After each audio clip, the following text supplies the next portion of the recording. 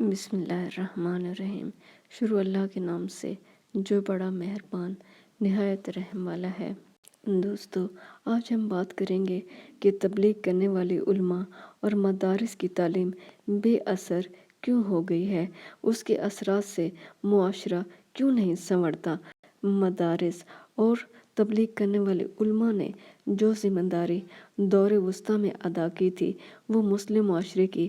صالح قیادت پیدا کرنے کی باعث بنی۔ اسلام کی تاریخ میں بادشاہت کے زیر اثر جو تقسیم کر وضع کی گئی تھی، وہ یہ تھی کہ اسلام اور مسلمانوں کی حفاظت بادشاہوں کے ذمے، قانون سازی علماء کے ذمے اور تزکیہ اور روحانیت مدارس کے ذمے۔ جب تک سلاطین یعنی بادشاہوں کی قوت سے اسلام کا غلبہ برقرار رہا، قانون سازی اور تزکیے اور روحانیت سے نتائج پیدا ہوتے رہے، کیونکہ بادشاہ کی قوت کی بدولت اسلامی قانون کی قوت نافذہ کی پشت پناہی میسر رہی اور قانون کے مطابق زندگی بسر کرنے میں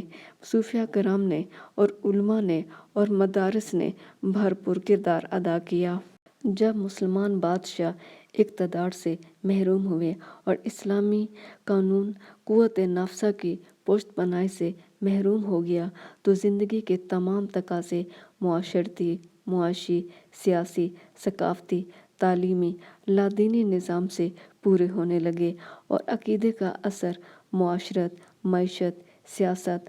ثقافت اور تعلیم پر باقی نہ رہنے کے نتیجے میں عقیدہ اسلام وہم بن کر رہ گیا اور عبادات کا کوئی اثر زندگی کے کسی پہلو پر باقی نہ رہنے سے عبادات صرف رسومات کا مجموعہ بن گئے۔ علم، مذہب، معاشرت، معیشت، سیاست، ثقافت اور تعلیم کے بدل جانے سے اصلاح زندگی کی ہر تدبیر بے اثر ہو گئی، اور جب مذہب کا تعلق معاشرت، معیشت، سیاست، ثقافت اور تعلیم سے قطع ہو جائے تو مذہب انفرادی طور پر نجی، ذاتی، شخصی، باطنی زندگی کا معاملہ ہو کر رہ جاتا ہے۔ مسلمانوں کے اعمال میں حقوق اللہ کا سوال سرے سے ختم ہو گیا ہے، اور جن اسباب کی بنا پر مسلمانوں کا کردار سنورتا تھا، وہ تمام اسباب ہی ختم ہو گئے ہیں۔ دور حاضر کی مسلمان علماء اور مدارس اس مسئلے کو حل کرنے سے یکسر عاجز ہو رہی ہیں۔ جس قوم کی سیاست، معیشت اور تعلیم پر دشمنوں کی گرفت شدید ہو گئی ہو، وہ دشمنوں کی گرفت سے کیسے آزاد کرائی جا سکتی ہے، اور کیسے ممکن ہے کہ مسلمان اپنے پہلے والی حالت کو پالے۔